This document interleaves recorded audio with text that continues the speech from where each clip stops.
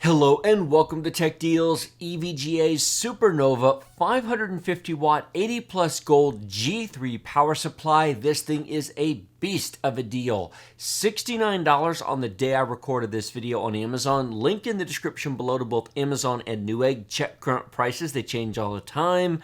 But value for the money, this is one of the best deals on the market today on power supplies. And I've covered a lot of power supplies on my channel, but I really like this one. In this video today, I'm going to answer two questions. Number one, who should buy it? Who shouldn't? Who should buy the 850 watt version of this? Also linked down below. It's only $30 more at the moment. That's a good deal as well. Should you buy even less than this or go over the top for a platinum or titanium unit? You see some stuff here. We're going to talk about it.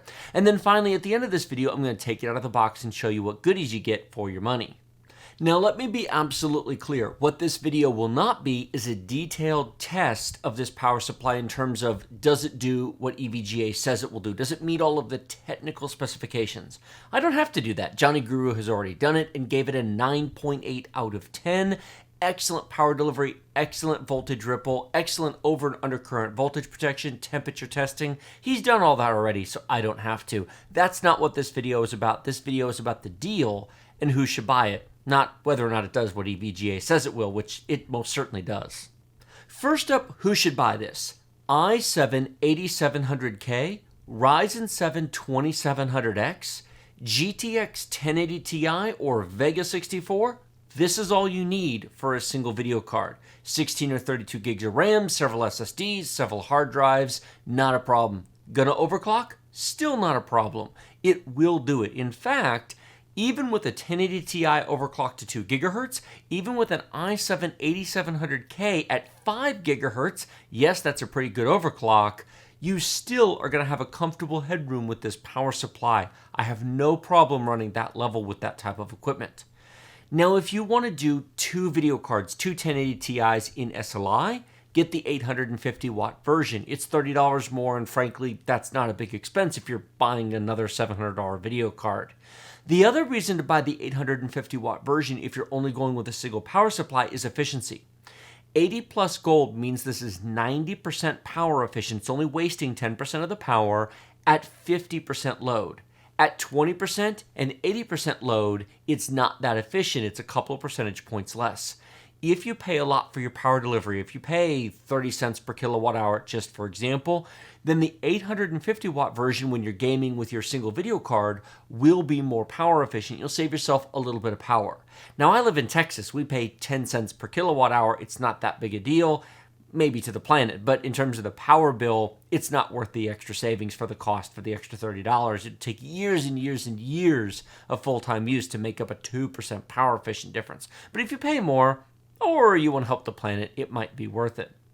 The other reason to buy the 850 watt version is if you're not going with these CPUs, but you're going with Threadripper or Skylake X. If you're going with a 16, 18 core or more chip, maybe with a bunch more RAM, 64, 128 gigs of RAM, yes, buy the 850 watt version. It makes total sense to do so. But for this level equipment, this is really all you need. And for $69, that's a deal. This is an EVGA 450 watt 80 plus bronze power supply, half price or less versus this 80 plus gold unit here. One of the questions I want to answer is who should really just spend maybe $30 on one of these rather than $70 on this?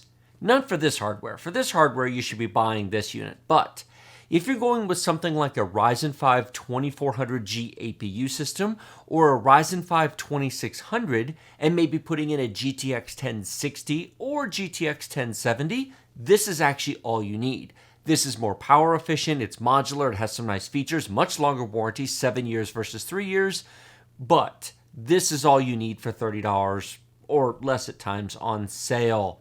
If you're replacing the power supply in an OEM machine, if you have an Acer or a Dell or HP, and you just want to install a GTX 1060 or an RX 580 and you need the PCI Express power connectors, again, this really is all that you need. I've done that actually. I put this in a Acer Aspire desktop with an i5 7400, installed a GTX 1070, runs it great without any issue whatsoever.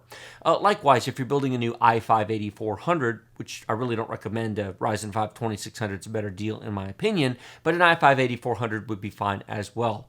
But if your computer is going to have an i7 or Ryzen 7 or a 1080 or 1080 Ti, spend the extra money, get yourself a better power supply, better quality components, longer warranty, more efficient, a little bit more headroom. It's worth it if you're building a premium $1,000, $1,500 machine. Now that was a lower end power supply. What about something higher like this? This is an 80 plus platinum. Sounds fancy, doesn't it? It is 92% power efficient at 50% load. It's also 850 watts. $99 for the 850 watt version of this, $149 for the 850 watt version of this. You're paying $50 more to save 2% on your electricity. There are very, very few people for which that makes any kind of sense. It's a very nice power supply, and if you can find it on sale, which I did buy this one on sale, it's not a bad deal. But for most people, the 80 plus gold is the sweet spot in terms of performance for the money. Only 24/7 users, cryptocurrency miner users, etc., are really going to care about that extra power efficiency. Otherwise, buy yourself the gold unit. Well, that's entirely enough talking. Why don't we take this out of the box and show you what fun stuff you get in here.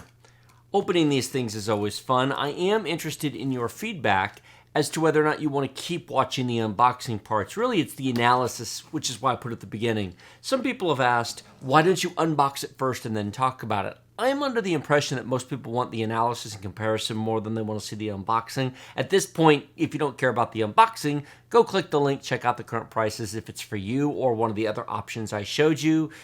But let me know in the comments below, do you still want to see me unbox these or do you not really care?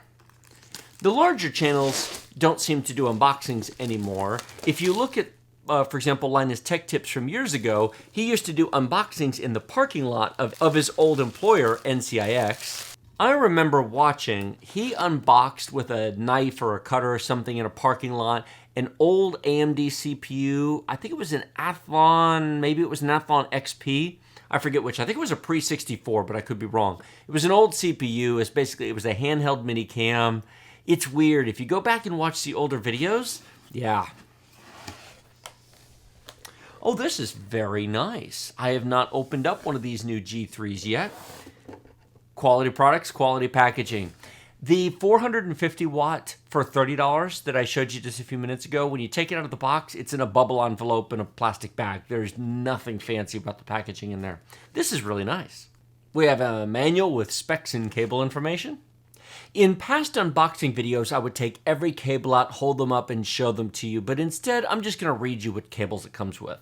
Of course, first of all, it comes with a 24-pin ATX connector. It also comes with a single, not two, a single 8-pin CPU power connector. The 850 watt version comes with 2 CPU power connectors, and if you're going with Threadripper or a high-end build, you need those. But for an 8700K or Ryzen 7, you don't. It comes with 3 PCI Express power connectors. It's not meant for 2 video cards. It will, of course, do it. But in that case, you're looking at maybe 2 RX 580s would be just fine. But if you're going with 2 1080 Ti's, you need the 850 watt version. It comes with 6 serial ATA data cables, 4 4-pin Molex connectors, if you use those, and then a floppy connector.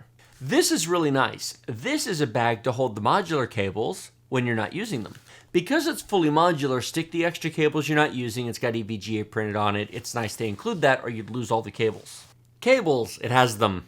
Case screws for plugging it in your case. Power supply tester, plug this into the 24-pin connector before you put it in your machine to make sure it's working, if that's a concern to you. Velcro cable management strips. I use these for the PCI Express power connectors to tie back or to manage them because you can connect and disconnect them when you change a video card. And then finally we have the power supply itself. It even has EVGA printed in gold on here. Very fancy.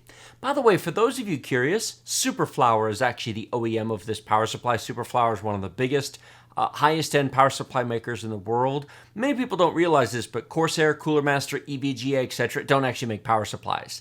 Seasonic, Superflower, and a few other companies do, and Superflower is one of the best. So this got a 9.8 out of 10 from Johnny Guru for a reason. Here you can see the logo on one side, and then the other, and then the fan on the bottom. Now this is not a fluid dynamic bearing fan. EVGA calls it a hydrodynamic bearing fan. It's probably the same thing. Very, very quiet. And then you just have a basic label here with a very small white one. Modular connectors galore. And then the back of the power supply just has the connector and then a hardware switch for basically turning it on and off at the source. And there you have it, $69 for a 550 watt, fully modular, 7-year warranty, 80 plus gold power supply with all the power you need for pretty much any consumer level system with a single graphics card. Very good value for the money. If you're building a machine in the $800 to maybe $1,200, maybe $1,500 range, this really is all that you need. As you step up a bit, maybe you spend the extra $30 to get the 850 watt version. Very few people need a platinum or titanium power supply. 24/7 users, high cost per kilowatt hour users, maybe. This is the sweet spot. Much nicer than the 80 plus bronze, the 450 I showed you before, for not too much more money. Like this video if you like it, share it with your friends if you loved it. Remember to subscribe to my channel with that big huge red button directly below. Questions and comments in the comment section. As always, links in the video description. Those are our affiliate links. They do support the channel. I bought this power supply. EVGA did not send it to me. Please consider supporting the channel by using those links when shopping. If you found this useful, helpful, and informative, I'd greatly appreciate it. Thanks so much for watching. I will see you next time.